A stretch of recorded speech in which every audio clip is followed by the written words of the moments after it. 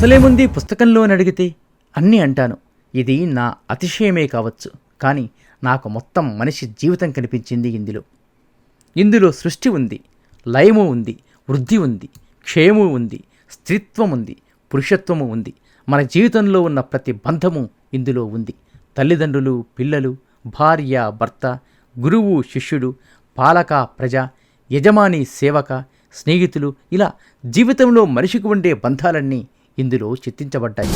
అరిషడ్వర్గాలైన కామ, క్రోధ, లోభ, మోహ, మద, మాత్సర్యాలు, వాటికి లోనైన మనిషి ఆలోచనలు, అనుభూతులు, చేష్టలు, అంతఃసంఘర్షణ, పరిణామాలు అన్నీ ఉన్నాయి. భరతఖండాన్ని చక్కని పాడియావు అన్నట్టు ఇక్కడ భారతదేశం యొక్క ఆత్మని సుబ్బన్నపేట అనే ఒక కల్పిత గ్రామంలో సాక్షాత్కరింపజేశారు. యుద్ధం చేసే అర్జునుడిని మనసుకి, రథాన్ని నడిపే కృష్ణుడిని బుద్ధికి, 5 గుర్రాలను పంచేంద్రియాలకు ప్రతీకగా చెప్పినట్టే ఇక్కడ కూడా అనేక పాత్రలతో దైవ మానుష్య సంబంధాన్ని, ప్రకృతి జీవుల సంబంధాన్ని, ధర్మాన్ని, సాంప్రదాయాలు, కళలు వంటి వాటి పరమార్థాన్ని, విద్యా వ్యవస్థని, పాలక వ్యవస్థని అన్నింటినీ రూపకంగా చూపించారు. ఇది రాసిన కాలం 1934లో. మన దేశం మీద బ్రిటిష్ పాలన యొక్క ప్రభావం, అది మనుషుల ఆలోచనల్లో, స్వభావాల్లో, మన ప్రాధాన్యతల్లో, ఆచార వ్యవహారాల్లో, మన వ్యవసాయ విధానంలో, విద్యా విధానంలో తీసుకొచ్చిన మార్పుని కళ్ళకు కట్టినట్టు చెప్పారు. మొత్తం కథ జరిగిన 20-30 ఏళ్ళు నేను ప్రతి క్షణం కథలో ఉన్నట్టే అనిపించింది. ఈ సంధి చరిత్రని కల్లారా చూసినట్టే అనిపించింది. ఈ పుస్తకాన్ని చదివిన వారు తెలుగువారి ఆధునిక మహాభారతమని కొలుస్తారు. వివిధ విషయాలను, ప్రతి విషయంలో లోతును సూచించి ఆ కాలపు సామాజిక వరవడిని కళ్ళకు కట్టినట్టు చిత్రిస్తారు. అన్నింటినీ మించి దాంపత్య ధర్మం వేరువేరు కళా, శాస్త్ర, ధర్మ రూపాలను ఎలా కాపాడుతుంది అని నిత్యం సూచిస్తుంది. వర్ణనలు విస్తారంగా ఉన్నాయి. విశ్వనాథ వారు వాడిన పదాలు సరైన అర్థం తెలుసుకుని చదివితే కథాశిల్పం ద్వారా ఆయన చిత్రించిన పాత్రలు జీవం పోసుకుంటారు అనడం అతిశయోక్తి కానే కాదు. కొందరినెట్టు ఇది నిజంగా భారతీయ విజ్ఞాన సర్వస్వం, భారతీయతకి దర్పణం, సంధికి సాక్షీభూతం. ఖండాఖండ కాలాలతో చక్రమిక్రమేణైన విశ్వలయను ప్రతీకాత్మకంగా విశ్వనాథ 1000 పడగలు నవలలో పొందుపరిచారు. శతాబ్దంలో భారతీయ సాహిత్యంలో వెలసిల్లిన విభూతులలో విశ్వనాథ సత్యనారాయణ అగ్రగణ్యుడు. ఆయన ఆవిర్భవించిన కాలం భారతీయ జీవనంలోని అన్ని పార్శ్వాలలో వైదేశిక సాంస్కృతిక ధార ప్రభావితం చేయడమే కాక ప్రాభవం సంపాదించుతూ ఉన్న కాలం. ఈ సాంస్కృతిక ప్రభావాన్ని ఎదిరించే ప్రయత్నంలో తొలి దశ సంస్కారోద్యమమైంది. మలి దశ నూతన కాలానికి అనుగుణంగా సనాతన ధర్మంలోని విలువలను వ్యాఖ్యానం చేయడం, సమన్వయం చేయడం, ఆత్మవిశ్వాసంతో స్వీయ సంస్కృతి ప్రభావాన్ని చాటడం. విశ్వనాథ వ్యక్తిత్వం ఆవిష్కారం చెందింది మలిదశలో. ఈ దశ యొక్క ప్రముఖ పార్శ్వం జాతీయ ఉద్యమం. విశ్వనాథ తన ఆంతర్యంలో దేశాన్ని ప్రతిఫలించుకునే నాటికి దేశం యొక్క సమగ్ర చైతన్యానికి కేంద్రమైన స్వయం సంపూర్ణమైన గ్రామీణ వ్యవస్థ చిన్నాభిన్నమయ్యింది. వృత్తులు పోయి పల్లెజనం పొట్టచేత పట్టుకుని బస్తీలకు వలస వెళ్తున్నారు. గుమస్తా ఉద్యోగులకు పనికి వచ్చేది చదువయింది. గ్రామం చెడి వృత్తులు నశించి ఆర్థిక వ్యవస్థ కూలిపోయింది. ఆర్థిక వ్యవస్థతో పాటు సామాజిక సాంస్కృతిక వ్యవస్థలో విపరీతమైన వైక్లభ్యం సంభవించింది. క్రిస్టియన్ మిషనరీలు పాలక వ్యవస్థతో తాదాత్మ్యం పొంది దేశీయ మతాన్ని, ఆచారాన్ని ప్రశ్నించడం జరిగింది. ఆత్మవిశ్వాసరాహిత్యం, అనుకరణం ప్రబలిపోయినాయి. గ్రామముతో సంబంధం లేని భూస్వాముల శోషణలో కొత్తగా గ్రామం దోపిడీకి గురైంది. కులాల మధ్య ఉన్న సామంజస్యం తొలగి పరస్పరం అవగాహన రాహిత్యం చోటు చేసుకుంది. సనాతనంగా వస్తూ ఉన్న సజీవ మూల్యాలు, అవి ఏనాటికైనా మానవ జాతికి ఉన్నతిని దర్శింపజేసేవి కూడా ఈ అల్లకల్లోలంలో సాంస్కృతికంగా ప్రళయంలో నశించి పోతవేమోనన్న సంశయము కలిగింది. ఇంతకుముందు ఈ స్థితి మన దేశం మీదకి దండయాత్రకు వచ్చిన యవన, హూన, తురుషాది జాతుల వల్ల సంభవించలేదు. వారితో సంఘర్షణ ముగిసినాక క్రమంగా వారి దేశ జీవన స్రవంతిలో కలిసిపోయారు. ఈ కొత్త విపరీత పరిణామం బ్రిటిష్ వారి రాక వల్ల సంభవించింది. గ్రామం ఒడిలో పెరిగిన విశ్వనాథ త్వరగా వస్తూ ఉన్న ఈ పరిణామాన్ని తన కన్నులతో చూచాడు. ఈ గ్రీష్మ తపామై ఏకవీరలోనూ 1000 పడగల్లోనూ ప్రతీకగా ఆరంభంలో గోచరిస్తుంది. ఆయన అశేష సారస్వతమంతా ఈ భయంకర పరిణామాన్ని చిత్రిస్తుంది. అన్నింటిలోనూ ఇదే ఇతివృత్తం. ముఖ్యంగా నవలలో దీని ప్రత్యక్ష కథనం చూడొచ్చు. అంతరాత్మ 1917 నుంచి నందిగ్రామ రాజ్యం 1976 దాకా అన్నింటిలోనూ ఈ సంఘర్షణ వల్ల నలిగిపోయిన మనిషి చివరకు మౌలికమైన విలువలను ఎలా కోల్పోతున్నాడో చిత్తిస్తాడు. తన పాదు నుండి పెళ్లగింపబడి నిస్సహాయంగా వేదనాభరితంగా రోధిస్తూ ఉన్న మానవుడు వీటిల్లో కనిపిస్తాడు. నిత్య పరిణామశీలమైన ఈ జగత్తులో ఏదీ నిత్యమైంది కాదని విశ్వనాథకు తెలుసు. నిత్యమైనది ఒక్కటే, అది ఆత్మ పదార్థము. దాని ఆవిష్కారము సచ్చిదానంద రూపముగా ఉంటుంది. జగద్రూపములు సత్య శివ సుందరములుగా అది వ్యక్తమవుతుంది. ఇవి దైవీ గుణాలు. ఈ పరిణామగతలు, ఈ మౌలికాంశాలను పాథేయంగా తీసుకుపోవడం తప్పనిసరి. వీటిని విస్తృతమైన అభివ్యక్తి అనేకాలేకైన మానవీయ మూల్యాల రూపంగా ఉంటుంది. అవి లుప్తమైపోతున్నప్పుడు వాటి మూలాలను జాగ్రత్తగా చూపించి నిలబెట్టుకోమంటాడు. ఆ మూల్యాలు అదృశ్యమైన కాలంలో జాతి అయోమయంలో ఉన్నప్పుడు వాటిని గుర్తించి మనకు వాటితో సాన్నిహిత్యం కలిగించిన చైతన్య గోప్త విశ్వనాథ సత్యనారాయణ. ఈ ఇతివృత్తం ఆధారంగా ఆయన రచించిన ఈనాటి ఇతిహాసం 1000 పడగలు. ఇతిహాసం అన్ని కాలాలను ఒక బిందువు వద్ద ముడివేస్తుంది. 1000 పడగలలో ఈ కేంద్రం సుబ్రహ్మణ్యేశ్వరుడు. ఆయన వ్యక్త జగత్తును ధరించినవాడు. ఈ జగత్తు కాలమునందు అభివ్యక్తమవుతుంది. ఈ కాలం లిప్త ఘటిక దిన మాన యుగాది రూపంగా అనుభూతమయ్యేది ఒక్కటే. దీనికి భిన్నంగా అనిర్దేశ్యంగా నిత్య భావాన్ని పొందింది మరొకటి. ఒకటి వ్యావహారికము, రెండోది పారమార్థికము. ఆయన పడగలు వ్యావహారికమైన కాలానికి, ఆయనేమో నిత్యమైన కాలానికి సంకేతాలు. అందుకే 1000 పడగలతో గ్రామం నెలకొనడానికి ముందే స్వామి ఉన్నాడు. పడగలు తరుగుతూ ఉన్నా చివరకు స్వామి మిగిలాడు. ఈ ఖండాఖండ కాలాలు ఈ విధంగా అనుసంధింపబడడం వల్ల ఈ నవల ఇతిహాసమయ్యింది. 1000 పడగల్లో ఇతిహాస పరమార్థం 3 అంచుల్లో గోచరిస్తుంది. ఒకటి, దీనిలో వ్యక్తమైన మానుష ప్రపంచం. సమకాలీన జీవితంలోని సంక్లిష్ట లక్షణాన్ని, కల్లోలాన్ని స్పష్టంగా చిత్రించడంలో మానవ జీవితంలోని సూక్ష్మ సన్నివేశాలకు రూపు కల్పించడం జరిగింది. ఈ మానుష వృత్త కథనమే దీనికి ప్రాణము పూసింది.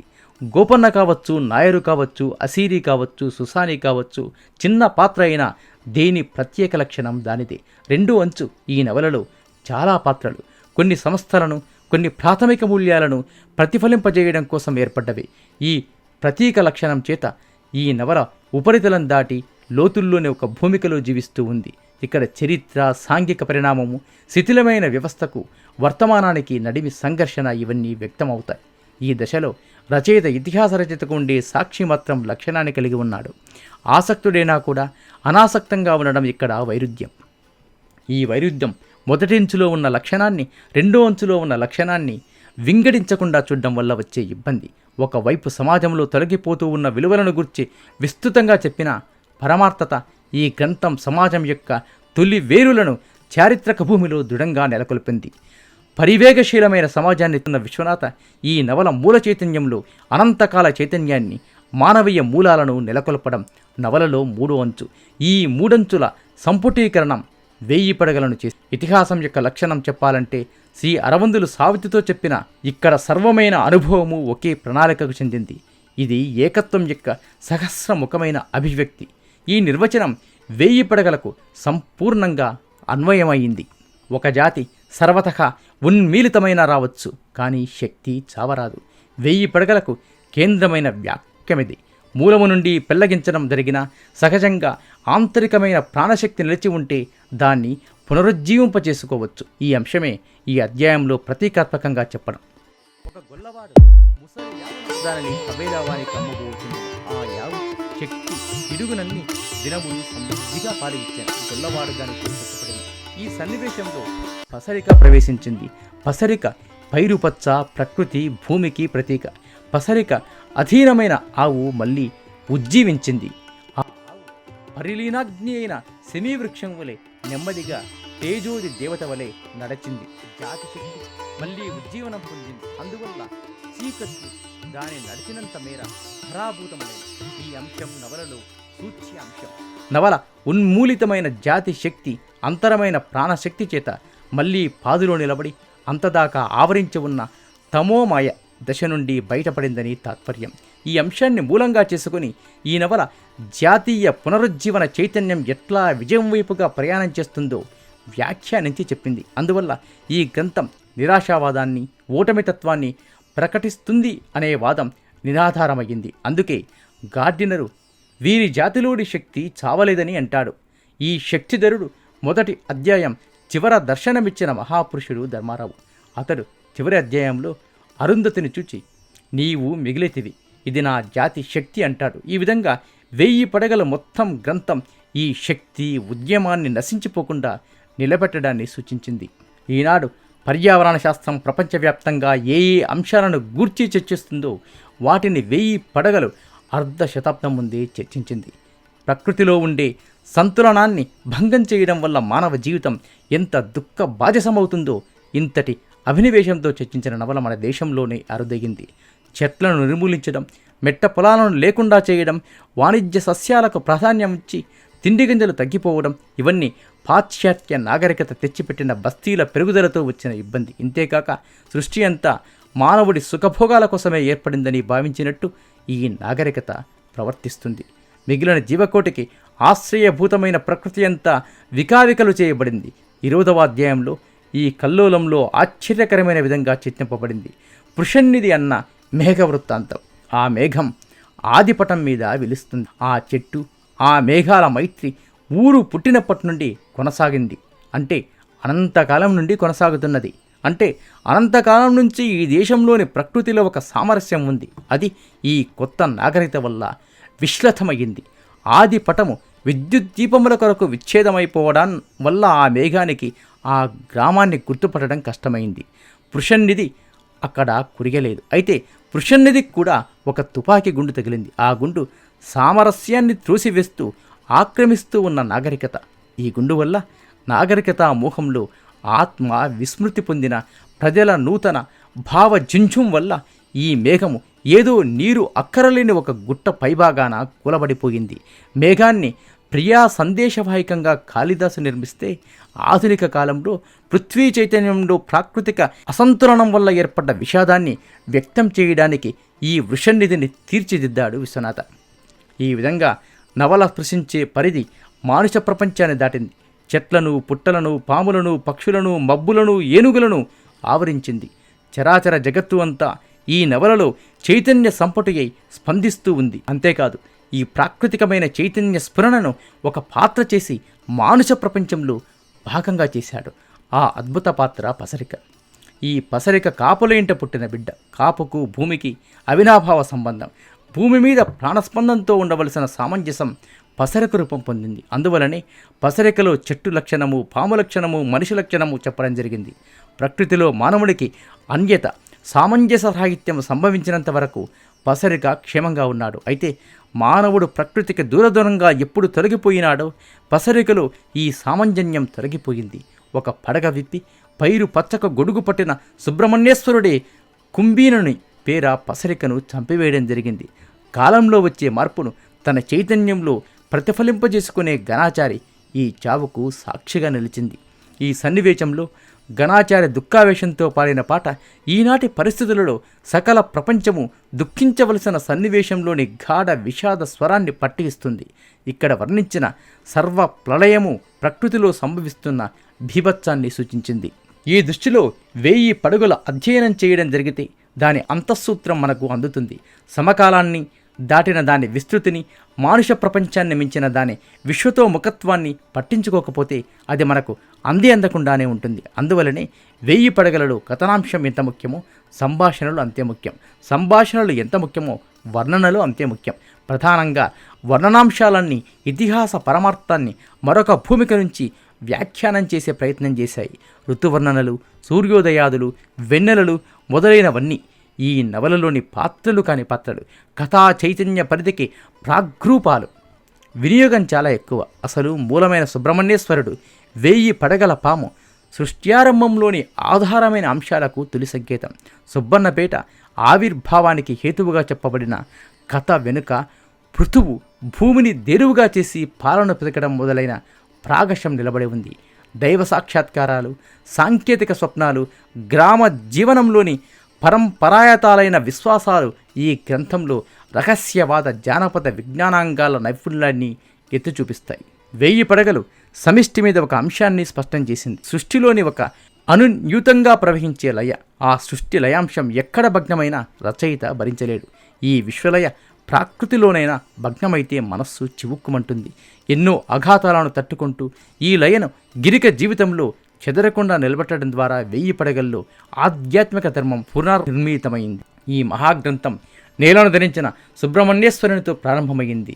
నేలానింగి ఈ రెంటి కళ్యాణం ప్రధానాంశంగా వేణుగోపాలస్వామి కళ్యాణం కథా ఫలస్వరూపంగా తీర్చిదిద్దబడింది. తరువాత మొత్తమంతా ఉపసంహరణ ఖండం. ఆ ఉపసంహరణ చివర మిగిలింది భవిష్యత్ దృష్టి వికాస హేతువు. పునారూపం పొందిన ప్రకృతితో నిత్యుడు నిర్వికారుడైన పురుషుడు. ఈ ప్రకృతి పునారచన ప్రతి సృష్టి ఆ రథంలోనూ జరగవలసిందే. ఈ నిత్యమైన విశ్వ వికాసం ఈ నవలలో ప్రతిపాద్యమైన అంశం.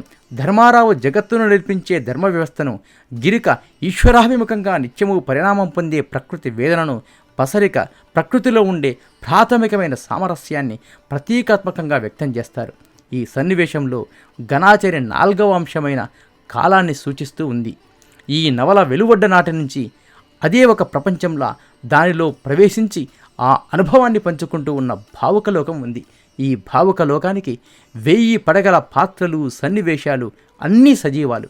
ఈ భావుకలతో ఈ గ్రంథం జీవిస్తూ కాలపు పరిధులను అతిక్రమించింది. ఏ మహాగ్రంథమైనా దేశ కాలాలను దాటి ఉజ్జీవించి ఉండడానికి ఇదే కారణం. నీలో నీకు నమ్మకము కలిగినప్పుడే నీవు దేవుడిని నమ్మగలవు. శతం జీవ శరదో వర్ధమాన, శతం హేమంతాన్ శతం వసంత. 100 శరత్తులు, 100 హేమంతాలు, 100 వసంతాలు వర్ధిల్లుతూ జీవించండి. ఇట్లు జీవిఎస్.